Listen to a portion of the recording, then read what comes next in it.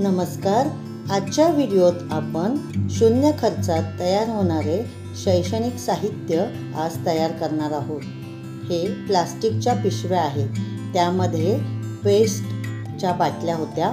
दोन्ही बाजूने प्लास्टिक असल्यामुळे आपण तयार केलेले शैक्षणिक साहित्य LTM हे दीर्घकाळ टिकेल।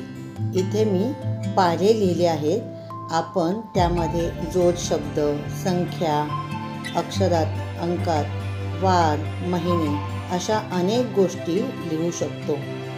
वर्गात किंवा घरी विद्यार्थ्यांच्या सतत डोळ्यासमोर राहिले तर त्यांच्या स्मरणात निरंतर ह्या गोष्टी राहतात।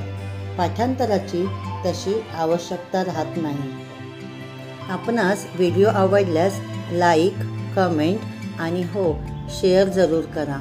यापुढे आपणास कोणत्या प्रकारचे व्हिडिओ पाहावयास आवडतील याबद्दल कमेंटमध्ये जरूर नोंद करा। धन्यवाद।